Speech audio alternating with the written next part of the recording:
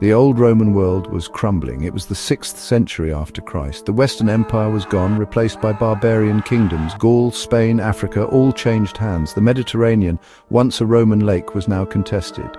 But in the east, Byzantium endured.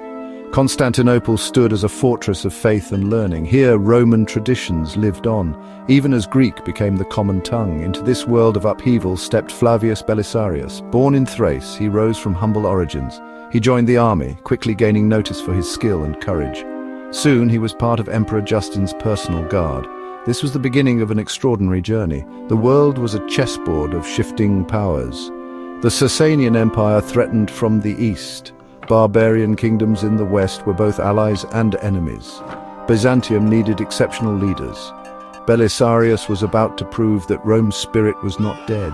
He would become the sword of a new age. The stage was set for drama and conquest. The fate of empires would rest on his shoulders. In Belisarius, the old and new worlds would collide. His story would echo through the centuries. The last great Roman general was about to rise. The age of Belisarius had begun. On the throne of Constantinople sat Justinian. Tireless, brilliant, and deeply religious, he ascended in 527 AD. He codified Roman law and built wonders like Hagia Sophia. But his greatest ambition was to reunite the Roman world. Renovatio Imperii, the restoration of the empire. He dreamed of reclaiming lost lands, Africa, Italy, Spain, Gaul, even Britain. Many thought it impossible. The treasury was strained, the enemies formidable. The Vandals in Africa, the Ostrogoths in Italy, proud, warlike peoples. Justinian's vision demanded a general of rare talent and loyalty. He chose Belisarius. The young general had already shown brilliance against the Persians. Justinian saw in him the perfect instrument for his ambitions. Together, they would attempt the impossible. The partnership between emperor and general would reshape the world. Belisarius became the sword of Justinian's dream. The campaign to restore Rome's glory was about to begin. The fate of the Mediterranean hung in the balance. The world watched as Byzantium prepared for war. Justinian's audacity would test the limits of empire. Belisarius' skill would determine its success. The stage was set for conquest and legend. The dream of a new Rome was alive. The empire's hopes rested on one man. The march to glory had begun. Justinian's first target was North Africa. The Vandal kingdom, ruling from Carthage, was a menace to trade and faith. Their Arian Christianity clashed with local Roman beliefs. Justinian saw an opportunity to reclaim Africa. Belisarius was given command of a daring expedition. The fleet crossed perilous seas, landing in Africa in 533 AD. Belisarius enforced strict discipline, no plundering, winning over locals. The Vandal king Gelimer was caught off guard. At Decimum, Belisarius outmaneuvered the Vandals. Carthage fell swiftly. A second victory at Tricamarum ended Vandal rule. In less than a year, North Africa was Roman again. Belisarius returned to Constantinople a hero. He was granted a triumph, an honor rarely given. Treasures and relics, including the sacred menorah, were paraded. Justinian's dream had its first spectacular success. The empire's confidence soared. Belisarius's reputation was unmatched. The world took notice of Byzantium's resurgence. The campaign set a new standard for military brilliance. The restoration of Rome had begun in earnest. Belisarius had proven himself the empire's greatest weapon. The next challenge awaited across the sea. Italy beckoned, the heart of old Rome. The conquest was far from over. With Africa secured, Justinian turned to Italy. Sicily was the first step, a vital base. In 535 AD, Belisarius landed. The conquest was swift. The real challenge, the Ostrogothic kingdom. The Goths were fierce, their king indecisive. Belisarius landed at Rhegium with an elite force relying on his genius. Naples fell after a clever siege. The march north was slow, logistics were a nightmare. The road to Rome was open, but danger lurked. The fate of Italy hung in the balance. The struggle would be long and brutal. Belisarius pressed on. The next battle would decide the future of Rome. The ultimate prize was Rome itself. In 536 AD, Belisarius marched on the Eternal City. The Gothic garrison fled. Belisarius entered Rome. For Justinian, it was a moment of triumph. Rome was Roman again. But the Goths, under Vitiges, rallied a massive army. They besieged Rome, vastly outnumbering Belisarius's defenders. The Great Siege of Rome began, a year of desperation and heroism. Belisarius had only a few thousand men to defend miles of ancient walls. The Goths attacked relentlessly, cutting aqueducts and starving the city. Famine and disease ravaged the population. Belisarius' leadership was crucial. He organized, inspired, and fought alongside his men. He used ingenious tactics, even breaking statues for catapult ammunition. Food was rationed, morale kept alive by his presence. Counterattacks and clever defenses thwarted the besiegers. Against overwhelming odds, Rome held out. The defense became legend. Belisarius' reputation soared. He was the savior of Rome. The siege proved his genius and resilience. The world marveled at the city's survival. The Gothic War was far from over, but a hero had emerged. Rome's spirit endured through Belisarius. The city's fate was a turning point in the campaign. The legend of Belisarius was sealed. The struggle for Italy would continue. The heart of Rome beat on.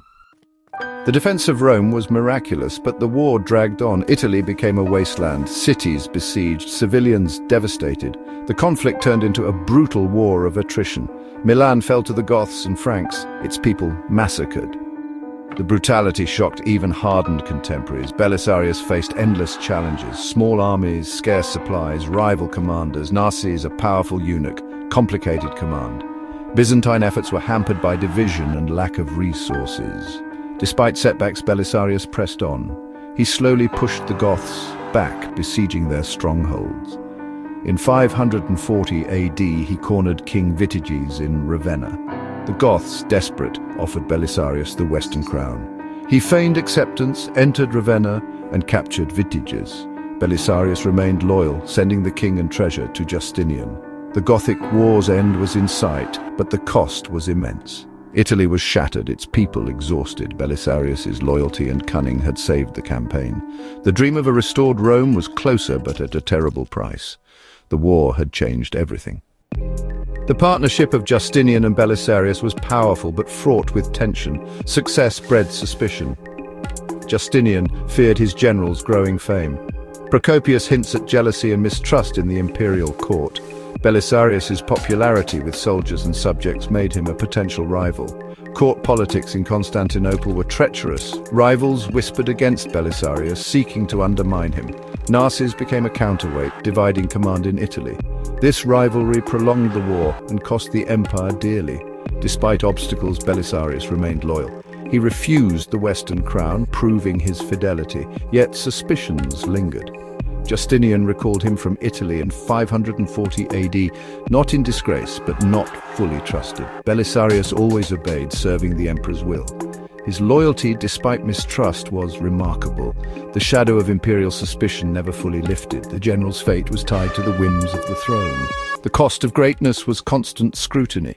Belisarius' legend grew even as trust faded. Belisarius returned from Italy a hero, but rest was brief. The Persian threat loomed in the east. Justinian sent Belisarius to defend the frontier. He fought skillfully, but resources were limited. The Persian Empire was a formidable foe. Meanwhile, the Gothic War reignited in Italy. Totila, a new Gothic king, undid much of Belisarius' work. In 544 AD, Belisarius returned to Italy with few troops. He fought bravely, recapturing Rome briefly, but could not win decisively. Frustrated and undersupplied, he was recalled in 549 AD. Years later, in 559 AD, Belisarius was called out of retirement. Huns threatened Constantinople itself. With a small force, Belisarius bluffed and defeated the invaders. One last display of his military genius. His career spanned decades and continents. He saved the empire more than once. Yet his greatest victories were often followed by suspicion. Belisarius' legacy was secure, even as his power waned. The echoes of his triumphs would outlast his lifetime. Belisarius' final years are shrouded in legend. Stories claim Justinian blinded him, but historians doubt this. Most agree he retired in respect, dying in 565 AD. He outlived Justinian by only months. Their partnership had shaped an era. North Africa was restored, but Italy was devastated. Soon after, the Lombards conquered much of what he had won. Belisarius is remembered as the last great Roman general.